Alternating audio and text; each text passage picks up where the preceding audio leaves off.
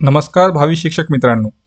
पवित्र पोर्टलच्या नवीन नियमानुसार शिक्षक बनण्याचं स्वप्न आता अधिक पारदर्शक आणि सोपं झालं आहे.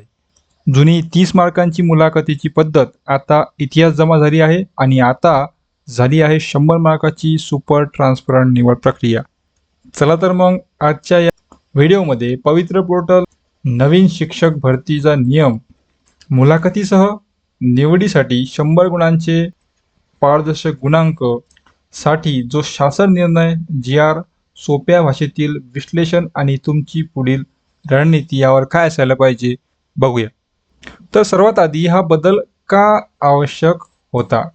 तर पूर्वीची पद्धत होती 30 गुण, म्हणजेच काय तर फक्त 30 गुणांवर निवड, 15 मुलाखत, 15 अध्यापन. तर टॅटच्या गुणांचा जो कोणताही विचार नाही आणि अशातच मूल्यमापनात पारदर्शकतेचा अभाव नक्की होता.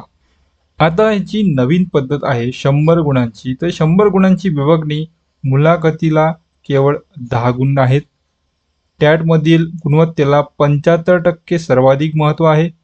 शिक्षण अधिकाऱ्यांच्या नियंत्रणाखाली पारदर्शक निवड होणार आहे.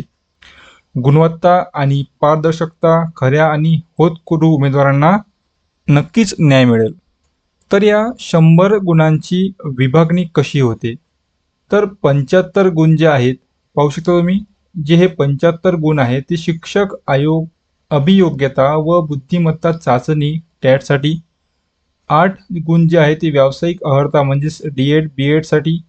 7 गुण जे आहेत ते शैक्षणिक अर्हता 12th आणि डिग्री आणि 10 गुण जे आहेत ती मुलाखत आणि अध्यापन कौशल्यासाठी. आणि महत्त्वाचे, एका जागेसाठी 3 उमेदवारांना म्हणजेच एकास 3 प्रमाण बोलविण्यात येईल. नंतर टॅटमधील गुणांचे रूपांतर 75 गुण म्हणजेच काय, याचे सूत्र काय तर प्राप्त गुण भागीला 200 गुणिले 75. उदाहरण पहा, जर तुम्हाला टॅटमध्ये 200 पैकी 140 गुण मिळाले तर 140 गुणिले 75% म्हणजेच 52.5 गुण तुम्हाला 75 पैकी राहणार. तर टॅटमध्ये तुम्हाला जेवढे जास्त गुण तेवढी तुमची निवड निश्चित. आता पाहूया महत्त्वाचे, ते म्हणजेच व्यावसायिक अर्हता. तर व्यावसायिक पात्रतेसाठी कमाल गुण आहेत 8. विशेष प्रावीण्यासह उत्तीर्ण झाला तर 5 गुण, प्रथम श्रेणी असेल तर 3 गुण आणि तृतीय श्रेणी किंवा पास असेल तर 2 गुण. अधिकची अर्हता म्हणजेच शिफारस केलेल्या पदासाठी आवश्यक असलेले अर्हतापेक्षा जास्त व्यावसायिक पात्रता. उदाहरणार्थ डी.एड आवश्यक असताना बी.एड किंवा एम.एड असणे जर असल्यास तुम्हाला अतिरिक्त 3 गुण मिळतील.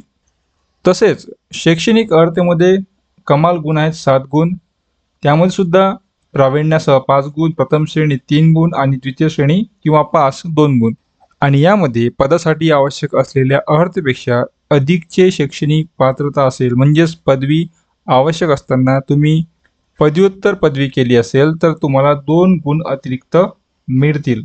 आता वळूया आपण मुलाखत व अध्यापन कौशल्याकडे, ज्यामध्ये तुम्हाला तुमच्या हाती आहे 10 गुण, मुलाखतसाठी 5 गुण. यात व्यक्तिमत्व चाचणी व संवाद किंवा भाषण कौशल्य यामध्ये तुमचा आत्मविश्वास तपासला जाईल. आणि दुसरी गोष्ट म्हणजे अध्यापन कौशल्य, ज्यासाठी आहे 5 गुण. यामध्ये एक म्हणजेच विषय ज्ञान व उपाययोजन, दुसरे म्हणजेच पाठाची पूर्वतयारी, मांडणी व शैक्षणिक साहित्याचा प्रभावी वापर, आणि 1 गुण विद्यार्थ्यांचा सहभाग आणि पाठाचे यशस्वी पुनरावलोकन. अशा प्रकारे तुम्हाला अध्यापन कौशल्यासाठी 5 गुण आहेत आणि मुलाखतीसाठी 5 गुण, एकूण तुमच्या हातात 10 गुण राहतील. नंतर खूप शिक्षक मंडळीचा प्रश्न येतो, समान गुण मिळाल्यास काय? Tie breaker rule. तर यासाठी 2 उमेदवारांना समान 100 पैकी गुण जर असेल तर उमेदवाराचे वय, older age candidate gets preference, म्हणजे ज्याचे वय जास्त असेल त्याला आधी प्राधान्य दिलं जाईल.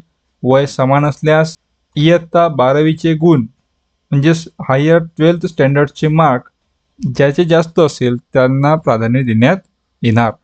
म्हणजेच काय, जर समान गुण असेल तर वय पाहिलं जाईल, ज्याचे वय जास्त त्यांना प्राधान्य.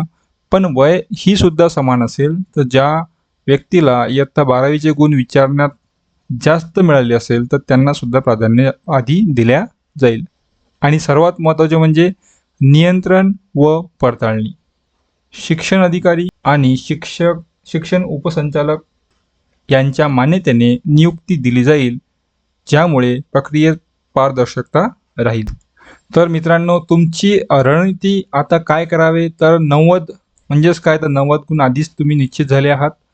टेट पदवी यावर आता तुमचे नियंत्रण नाही. दुसरे 10 जे संपूर्ण लक्ष मुलाखत आणि डेमो पाठावर केंद्रित करा. प्रभावी संवाद, पाठाचे स्ट्रक्चर आणि शैक्षणिक साहित्याचा योग्य वापर करून तुम्ही सराव करा.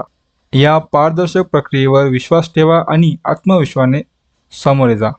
आणि तुम्हाला काही जर प्रश्न असतील तर आपल्या या व्हिडिओच्या कमेंटमध्ये नक्की विचारा. व्हिडिओ आवडल्यास नक्की लाईक करा. भेटूया पुढच्या व्हिडिओमध्ये. सबस्क्राईब करायला विसरू नका.